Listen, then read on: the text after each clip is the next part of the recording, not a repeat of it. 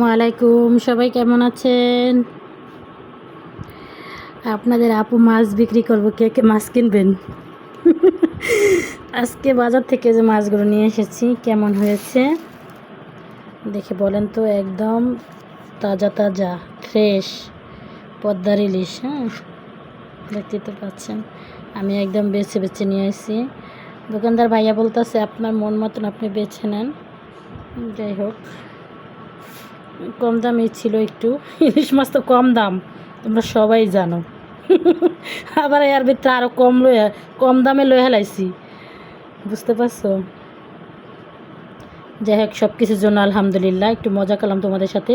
ইলিশ মাছের কিন্তু একটু চড়া দাম, এটা সবাই জানে। আর একটা কথা তোমাদের সাথে শেয়ার করব, ইলিশ মাছটা আমি এখন এই ফার্স্ট টাইম আনলাম, এবছর এখনও আনি নাই। তো অনেকে বলতাছে পূজার শেষে নাকি ইলিশ মাছের মজা নাই।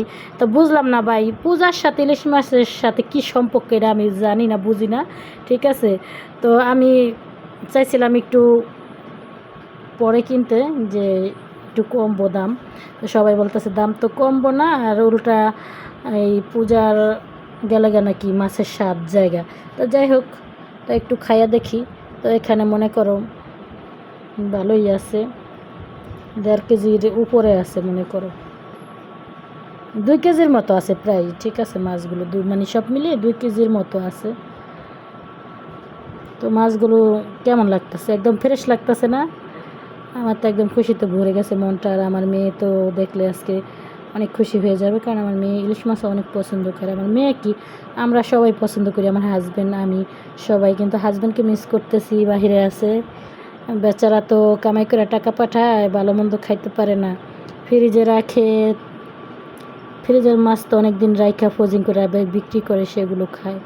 এখন মানুষ পাইলে ভাবছি পাঠাবো, কিন্তু মানুষ তো পাইতাছি না। আর মাছের ভিতরে ডিম আছে, সব কটা মাছের মধ্যে ডিম আছে, বুঝছেন? একটু ডিমওয়ালা মাছ খেতে আবার একটু ভালো লাগে।